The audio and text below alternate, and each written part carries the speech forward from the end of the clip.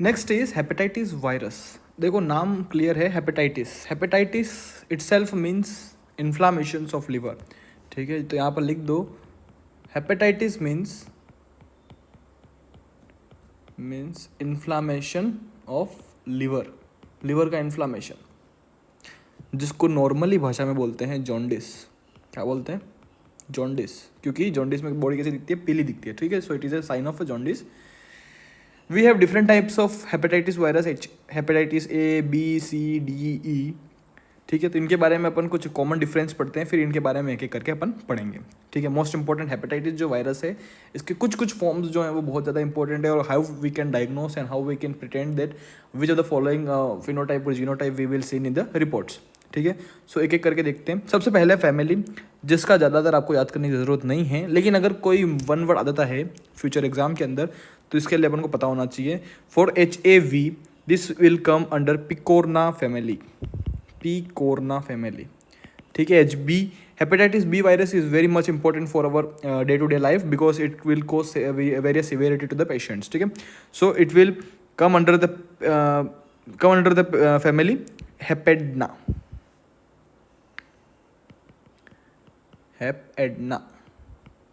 हेपेडना।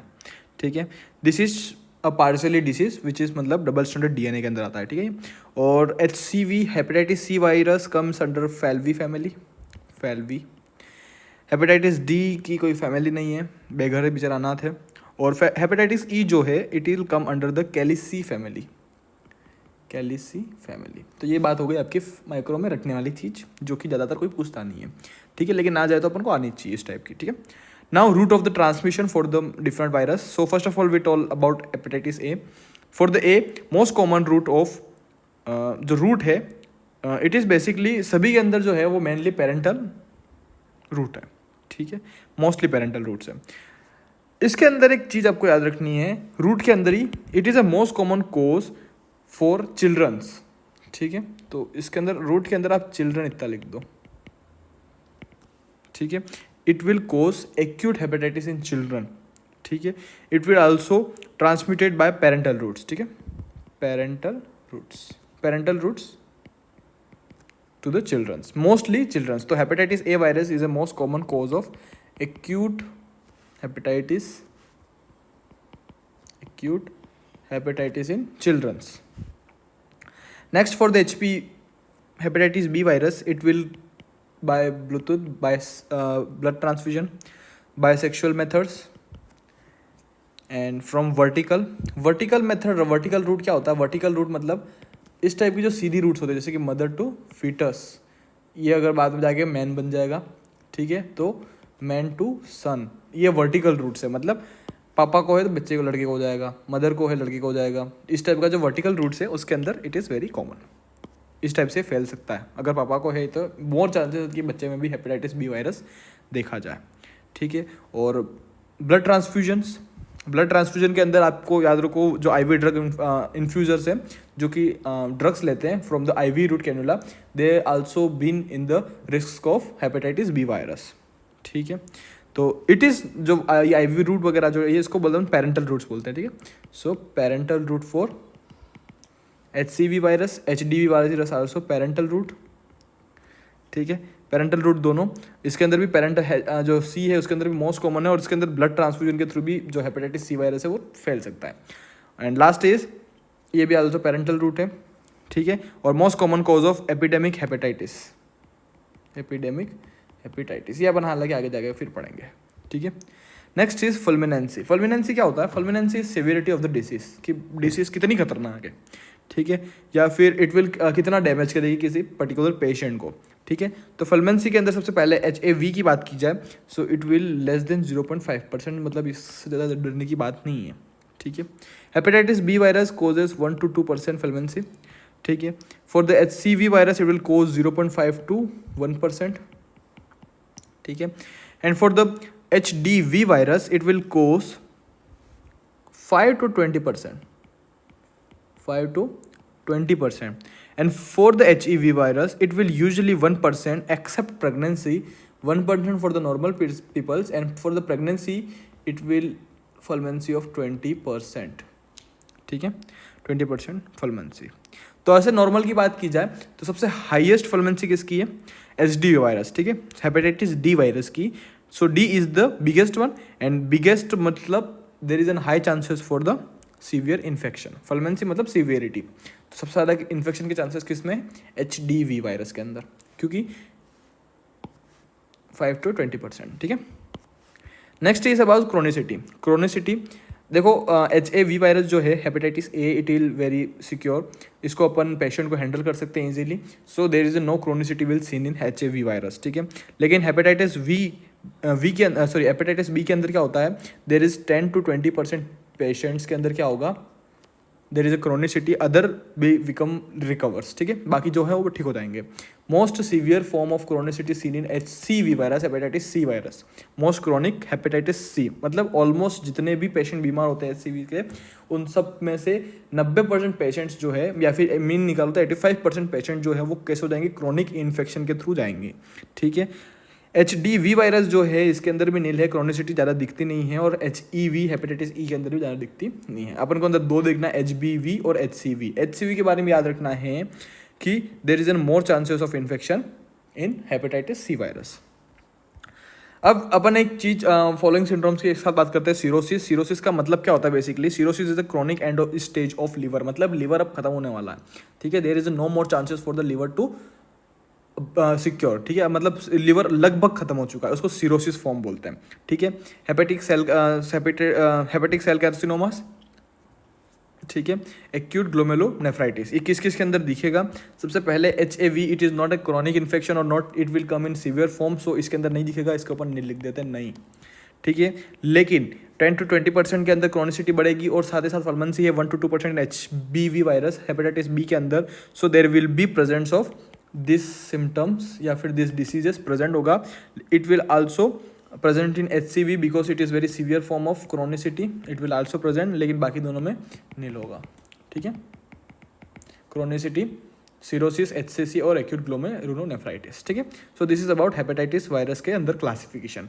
अब अपन एक एक करके बात करते हैं HBV के बारे में, ठीक है। इसमें सबसे इंपॉर्टेंट जो वायरस है, जो कि एग्जाम के पॉइंट ऑफ व्यू से इंपॉर्टेंट है, वो है आपका हेपेटाइटिस बी वायरस, जिसके अंदर अपन पर्टिकुलरली किसकी बात करेंगे? हेपेटाइटिस बी वायरस की, बी की।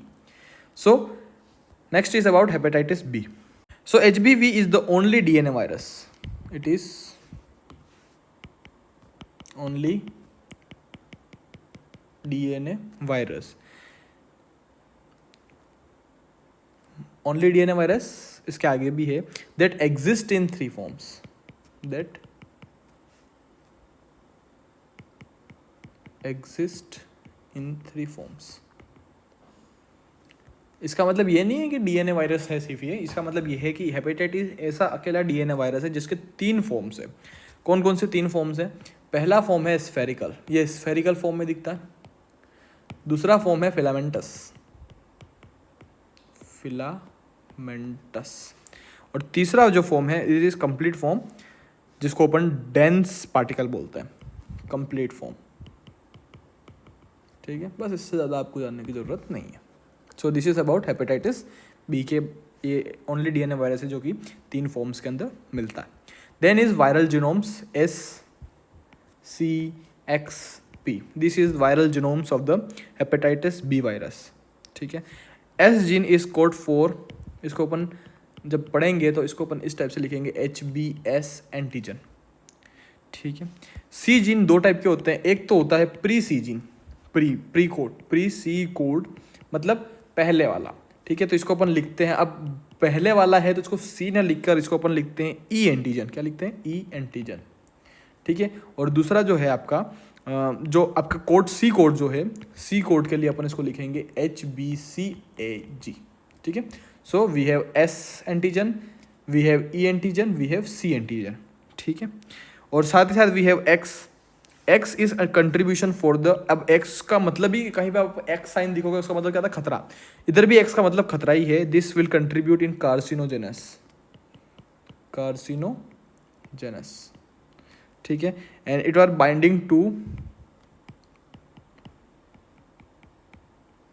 P53, it is tumour suppressant, मतलब अगर मान लो लिवर के अंदर कैंसर होता है, there is an liver cancer, so this is help by X gene.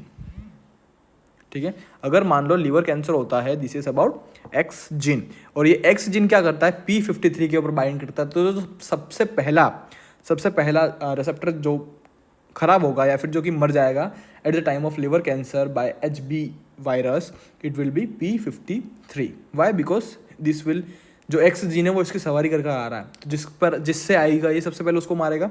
So P53 the first receptor जहाँ पर ये बाइंड करता है और जिसको ये मारता है। ठीक है, so X gene kills P53। Next is P gene. P gene is DNA polymerase, DNA polymerase, DNA polymerase। ठीक है, DNA polymerase की तरह काम करता है ये। तो अपने पास 3 प्रकार के एंटीजन हो गए।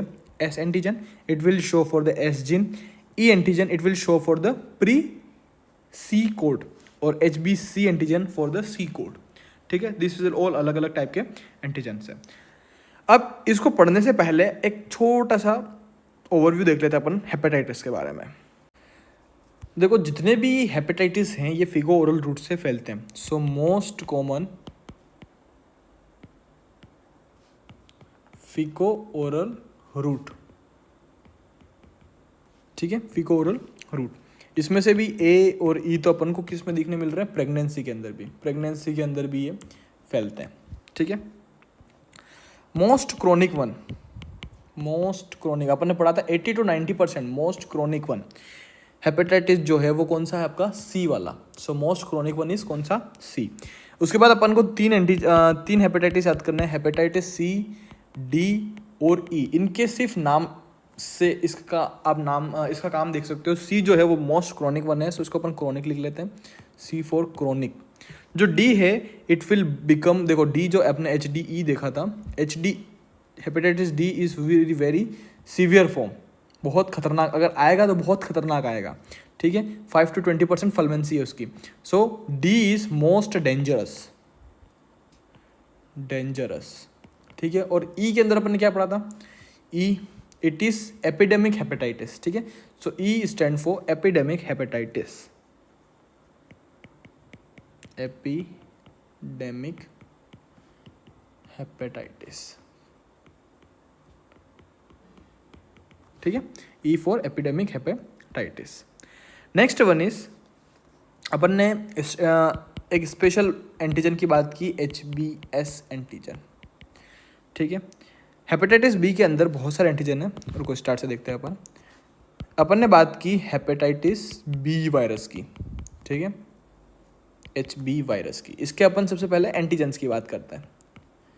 एंटीजन्स जो कि अपन ने देखे, कौन कौन से एंटीजन्स देखे अपन ने 3 एंटीजन्स देखे। सबसे पहला HBS एंटीजन, दूसरा देखा अपन ने HBE एंटीजन, और तीसरा देखा अपन ने HBC एंटीजन। ठीक है, for S, for pre C and for the C।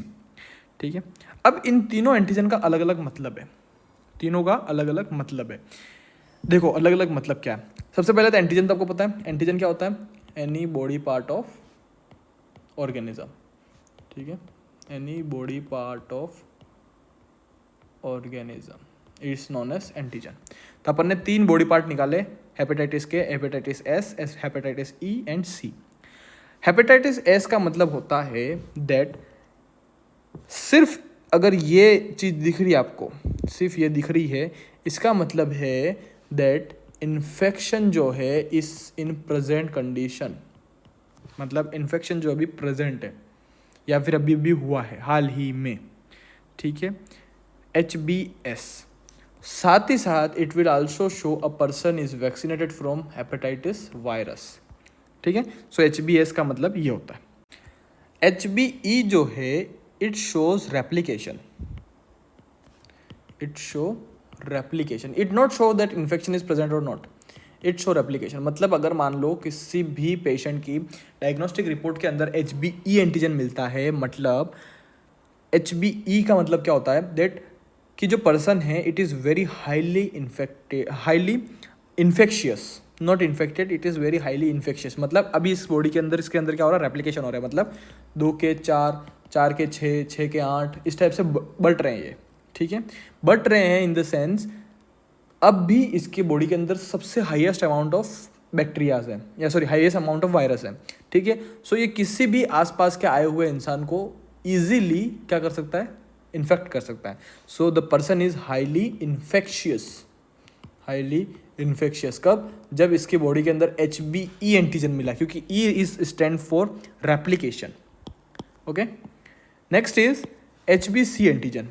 अब C का क्या मतलब है, C सिंपल सा माइक्रोबायोलॉजी में अपने थोड़ी सी दया खाली अपन के ऊपर, it is non detected, non detected in test. तो बेसिकली अपन ने E एंटीजन जो प्री C एंटीजन है वो इसलिए बनाया ताकि अपन C एंटीजन के होने से पहले रोक सके। मतलब रेप्लिकेशन कौन कर रहा है, C कर रहा है, लेकिन अपन ने क्या किया कि C से पहले प्री C बना लिया। देखो अपन ने बनाया था इधर HBE के अंदर क्या लिखा अपन ने, प्री C, दिख रहा है, this is pre C code जिसको अपन HBE नाम दिया। क्यों E प्री C का नाम जरूरत क्यों पड़ी, क्योंकि HBC तो डिटेक्टेड ही नहीं है, अपन डिटेक्ट कर ही नहीं सकते C को, तो इसलिए अपन ने इसके लिए प्री C बनाया ताकि अपन एक टाइप से अगर मान लो अपने पास ऐसा कोई पेशेंट आता है जिसमें HBC मतलब रेप्लिकेशन बहुत जल्दी चालू होने वाली है और वो दूसरों को इन्फेक्ट करेगा, तो उससे पहले अगर मान लो HBE अपन को दिख जाता है, अपन रेप्लिकेशन से पहले ही इस पेशेंट को रोक कर इसको ठीक कर सकते हैं। साथ ही साथ अब इसको अपन को दूसरों को बीमार होने से बचा सकते हैं अपन, और उसको खुद को भी सही कर सकते हैं, ठीक है। So we have created pre C code because we have to secure other peoples to, तो हॉस्पिटल में भीड़ हो जाएगी, भले जो भी हो हॉस्पिटल में भीड़ हो जाएगी, ठीक है। Patient will come and also infect you too, ठीक है। सो इसलिए अपन ने एक प्री कोड बनाया क्योंकि C जो है वो अनडिटेक्टेड है, ठीक है। नेक्स्ट वन इज कुछ छोटी सी चीज़ें, एक है IgM और एक होता है IgG। अपन सब ने स्टार्टिंग से पढ़ा हुआ है, अगर IgG है मतलब क्रोनिक सिचुएशन है, ठीक है, और IgM है मतलब एक्यूट सिचुएशन है, ठीक है। तो वो चीज़ सेम सिनेरियो अपन को इसमें भी याद रखना है, that IgG shows chronic form and IgM shows acute form. साथ ही साथ IgM is a first antibody जो कि बनती है किसी भी इन्फेक्शन पे, एट एनी इन्फेक्शन, ठीक है। किसी भी इन्फेक्शन पे जो फर्स्ट एंटीबॉडी बनती है वो कौन सी, IgM, और IgG is a chronic form. लेकिन साथ ही साथ एक चीज़ और याद रखनी है इसी के अंदर, देखो अगर मान लो एक पेशेंट है, अपने पास 2 पेशेंट आए, पहला पेशेंट आया जिसके अंदर साइंस एंड सिम्टम्स मिल रहे, science and symptoms with IgG, और दूसरा था IgG with no science and symptoms. तो इन दोनों के बीच में डिफरेंस क्या हो गया, एक पेशेंट मिला, देखो एक पेशेंट तो ये रहा, that a person is infected, there is a science and symptoms with IgG antibody reported in diagnosis. But एक है कि एक रेगुलर चेकअप पे आया, IgG था, इसके पास कोई सिम्टम्स साइन नहीं था, बस रेगुलर बॉडी चेकअप के ऊपर था, लेकिन इसके अंदर क्या दिखा, IgG दिखा। तो एज ए डॉक्टर आप क्या बताओगे, इसको क्या रिकमेंड करोगे, आप क्या बोलोगे। अपन के पास इतना ज्ञान है that IgG shows chronic infection, IgM shows acute infections या फिर रिसेंट इन्फेक्शन, ठीक है। एक और चीज़ लिख दो, रिसेंट इन्फेक्शंस, अगर कोई हाल ही में इन्फेक्शन हुआ उसको, ठीक है। हाल ही में इन्फेक्शन मतलब क्या होता है, अगर मान लो किसी भी बॉडी में इन्फेक्शन होता है, so that body takes some times, और जो सम टाइम्स उसको बोलते हैं रिसेंट, हाल ही में, ठीक है। तो body will take normally some times to make antibodies, ये यूजुअली 7 दिन से लेकर 7 वीक्स तक का टाइम होता है, ठीक है, 7 days to 7 weeks, ठीक है, रिसेंट इन्फेक्शन। तो अब इस सिनेरियो के अंदर जिसमें साइन एंड सिम्टम्स प्रेजेंट है विद IgG, इसका मतलब that there is an form of chronic infection, जो कि अपन ने अभी भी पढ़ा, that there is an chronic infection. लेकिन वहीं पर there is no sign and symptoms but there is an IgG, मतलब कि person is past infected with some infection, मतलब पेशेंट को पास्ट में कोई ना कोई इन्फेक्शन हुआ होगा। So it means past infection shows IgG antibodies, क्योंकि क्रोनिक फॉर्म में बॉडी को थोड़ी पता है कि ये बॉडी ठीक हो गई है, ठीक है। So there is always showing of past past IgG antibodies, ठीक है। So this is about some rough idea before we start for IgG hepatitis virus. अगर बॉडी में,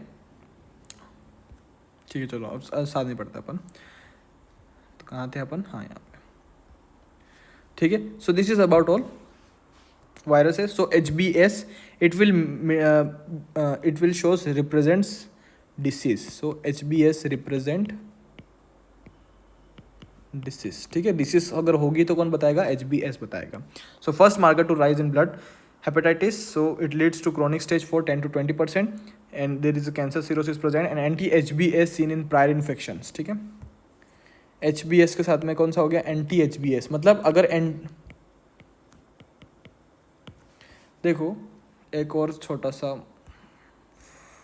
बेसिक, अगर इन्फेक्शन इससे हो रहा है, ये अगर इन्फेक्शन कोजिंग एजेंट है आपका HBS HG, तो अपनी बॉडी धीरे धीरे, अगर उसको कोई इलाज नहीं दोगे तो अपनी बॉडी सेल्फ क्या बनाएगी, इसके खिलाफ एक एंटीजन बनाएगी, जिसको अपन ऐसे लिखते हैं anti-HBsAg।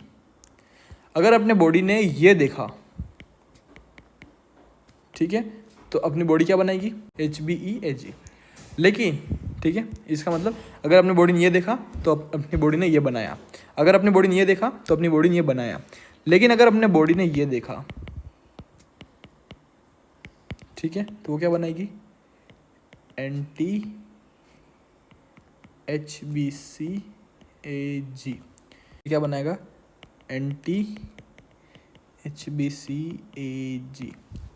अब इसमें कहानी में ट्विस्ट देखो, ये जो CAG है, इट इज नॉन डिटेक्टेबल,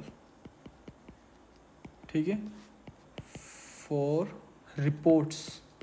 मतलब अपनी जो मशीनें हैं वो रिपोर्ट नहीं कर सकती, लेकिन भगवान की जो मशीन है, मतलब ह्यूमन बॉडी, ये तो डिटेक्ट कर सकती है, ये तो माइनर टू माइनर छोटी से छोटी चीज़ को भी डिटेक्ट कर लेगी और उसके खिलाफ एंटीजन बनाएगी। तो ये जो पिंक कलर में लिखा हुआ है, this is in the report, ठीक है। तो अगर मान लो रिपोर्ट में anti-HBsAg है, मतलब there is an chances that person has been replicating, मतलब अब ये पर्सन जो है वो रेप्लिकेशन के अंदर आ चुका है। एक्यूट इन्फेक्शन, ठीक है। So HBsAg is not detected in reports. So जो रिपोर्ट्स है उसके अंदर सिर्फ 5 चीज़ें दिखेगी, HBsAg, anti-HBsAg, HBeAg, anti-SHBeAg और anti-HBsAg, लेकिन HBsAg नहीं डिटेक्टेबल है, ठीक है। वापस आते हैं। सो HBsAg के खिलाफ अपनी बॉडी क्या बनाएगी, anti-HBsAg बनाएगी, ठीक है। So this is seen in infectious या prior infections. So this will seen in prior infection. Prior infection में क्यों दिखेगा ये, क्योंकि अब तक तो अपनी बॉडी ने इसके खिलाफ एंटीजन बना लिया है, अभी तक अपने बॉडी ने इसके खिलाफ एंटीजन बना लिया, मतलब ठीक कर चुका, अभी तक वो आपकी रिपोर्ट से पहले ठीक कर चुका था। मतलब अगर anti-HBsAg प्रेजेंट है, मतलब इन्फेक्शन ठीक हो चुका है, आपको कोई लोड लेने वाली जरूरत नहीं है, ठीक है। तो ये चीज़, दो चीज़ें बनाएगी, एक तो प्रेजेंट इन्फेक्शन, प्रायर इन्फेक्शन मतलब इन्फेक्शन था ये बताएगी, और दूसरा वैक्सीनेटेड, अगर वैक्सीनेटेड पर्सन है तो उसके अंदर भी anti-HBsAg प्रेजेंट होगा। क्यों, ये क्यों प्रेजेंट होगा, anti-HBsAg क्यों बना होगा, क्योंकि ये किसने बनाया, अपनी बॉडी ने खुद बनाया है। तो अपनी बॉडी ने एक भले टाइम लेकर बनाया, लेकिन ये बहुत लॉन्ग एक्टिंग रहेगा, मतलब बहुत लंबे समय तक अपनी बॉडी में सेव रहेगा, ताकि अगर फ्यूचर में हेपेटाइटिस वायरस आता है तो ये जो है वो हेपेटाइटिस SAg को मार दे, क्योंकि इसके खिलाफ पहले से एंटीजन बने हुए हैं अपनी बॉडी के अंदर, ठीक है। So it will shows prior infection और वैक्सीनेटेड, ठीक है। Next is about HBeAg। HBeAg represent infectious person. Infectious का मतलब क्या होता है, मतलब यहाँ पर हाईएस्ट नंबर ऑफ इन्फेक्शन जो रेप्लिकेशन वो हो रहा है, मतलब यहाँ पर एक्टिव रेप्लिकेशन है। एक्टिव रेप्लिकेशन मतलब यहाँ पर जो है बॉडी जो हेपेटाइटिस वायरस है वो कंटिन्यूसली डिवाइड हो रहा है, ठीक है। So it will highly infectious.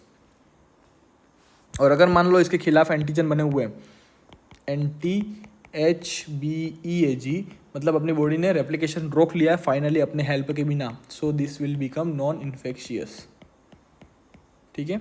Simple सा लॉजिक है, ठीक है। तो अगर मान लो HBeAg मिलता है, मतलब पर्सन इज हाईली इन्फेक्शियस, और अगर anti-HBeAg मिलता है, मतलब वो नॉन इन्फेक्शियस है, अपनी बॉडी ने अपने से पहले कंट्रोल ले लिया है, ठीक है। HBc antigen is non detected,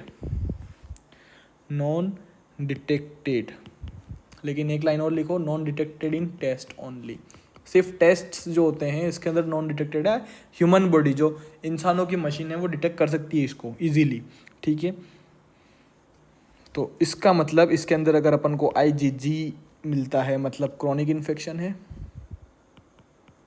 और IgM मिलता है मतलब एक्यूट इन्फेक्शन। अब थोड़ा सा टेस्ट की इंटरप्रिटेशन बात करते हैं। ये कुछ टेस्ट के रिजल्ट हैं अलग अलग टाइप के, अपने एग्जाम में इस टाइप के टेस्ट के रिजल्ट आ सकते हैं कि if a person we have choose a variety of numbers of the patients and we have following number of data, so please give your representation. देखो यहाँ पर क्या है, HbSAg, देखो यहाँ पर HbSAg प्रेजेंट है, मतलब क्या है, HbS प्रेजेंट है मतलब there is A presence of disease. देखो ये रहा HbSAg कहाँ गया, HbS प्रेजेंट्स डिसीज मतलब डिसीज प्रेजेंट है, so okay person having disease. अगर इसकी जगह anti-HbS होता मतलब डिसीज नहीं है, प्रायर इन्फेक्शन या फिर पेशेंट को इन्फेक्शन था, ठीक हो गया, या फिर उसने वैक्सीन लगाया, ठीक है, लेकिन वो तो एब्सेंट है मतलब कि ये भी इन्फेक्शियस है। anti-HbC, C is for infection, और ये कैसा है, IgM मतलब एक्यूट इन्फेक्शन है। HbEAg पॉजिटिव है मतलब हाईली इन्फेक्शियस है, और anti-HbE मतलब प्रेजेंट नहीं है, नेगेटिव है, ठीक है। So it is acute highly infectious, acute infection present है लेकिन कैसा है, इन्फेक्शियस है, फैला भी सकता है ये, ठीक है। Acute infectious hepatitis B virus, ठीक है, हेपेटाइटिस बी लिखते जाना पीछे। नेक्स्ट देखो there is a HbS present है, anti-HbS एब्सेंट है मतलब इन्फेक्शन प्रेजेंट है। anti-HbC जो है वो क्रॉनिक फॉर्म में है, HbE इन्फेक्शियस भी प्रेजेंट है, so this will become chronic infectious. कैसा हो जाएगा ये, it will be chronic infectious hepatitis B virus, ठीक है, chronic infectious hepatitis B virus. Next देखो इन्फेक्शन प्रेजेंट है, HbSAg ये नेगेटिव। हमेशा याद रखो अगर ये प्रेजेंट है तो ये नेगेटिव होगा, अगर ये प्रेजेंट है तो ये नेगेटिव होगा, ठीक है। HbS प्रेजेंट है मतलब इन्फेक्शन प्रेजेंट है। anti-HbC chronic form, HbEAg present नहीं है, anti-HbE प्रेजेंट है, ठीक है। तो इसका मतलब क्या हो जाएगा, it is a chronic form, क्योंकि क्रॉनिक क्यों है, क्योंकि IgG है। सबसे पहले तो वो देख लो क्रॉनिक फॉर्म है, लेकिन कैसा है, नॉन इन्फेक्शियस, मतलब ये खुद बीमार है, दूसरों को बीमार नहीं कर सकता है, HbV वायरस। अब नेक्स्ट सिनेरियो देखो, इन्फेक्शन ये प्रेजेंट नहीं है, ठीक है, तो क्रॉनिक एक्यूट की तो बात ही गई, ठीक है, क्रॉनिक एक्यूट की तो बात की गई। नेक्स्ट इज HbS प्रेजेंट है, anti-HbS प्रेजेंट है मतलब there is chances of vaccination या फिर पास्ट इन्फेक्शन, या तो पहले बीमार हुआ था या फिर अभी हाल फिलहाल में उसको वैक्सीन लगी हुई है। HbC क्रॉनिक फॉर्म बता रही है, क्रॉनिक फॉर्म किस में बताती है, वैक्सीनेटेड में या पास्ट इन्फेक्शन में, मे बी पास्ट इन्फेक्शन में, रिकवर फॉर्म में। अपन ने इधर पढ़ा था दैट एंड कहाँ गया, IgG that will shows chronic infections. अगर ये साइन एंड सिम्टम्स प्रेजेंट है तो क्रॉनिक फॉर्म में, अगर साइन एंड सिम्टम्स एब्सेंट है तो वो कैसा है, पास्ट फॉर्म में। सो it will become a past, it will B past infection. और अभी कैसा है पेशेंट, रिकवर्ड है। रिकवर्ड क्यों है, why we are see recovered in report, because HbSAg is negative and anti-HbS is positive, so that it is recovered, ठीक है। Next same scenario, यहाँ पे भी है तो रिकवर्ड, यहाँ पे भी कैसा है, रिकवर्ड है, ठीक है। तो इसको तो मैं लिख देता हूँ रिकवर्ड, लेकिन पेशेंट कैसा है, दैट यहाँ पर देखो anti-HbC भी एब्सेंट है, anti-HbEAg भी प्रेजेंट है और anti-HbE भी एब्सेंट है, so the person will be vaccinated, ठीक है। So this is about the interpretation of the hepatitis virus. अब यहाँ पर नॉर्मल एक ग्राफ दिख रहा है जिसमें अपन ने टाइटर देख रखा है, किसी को टाइटर दे रखा है। अब इस हिसाब से अपन ने ये सेम चीज़ डाल रखी है और इस टाइप से भी आपके पास आ सकता है।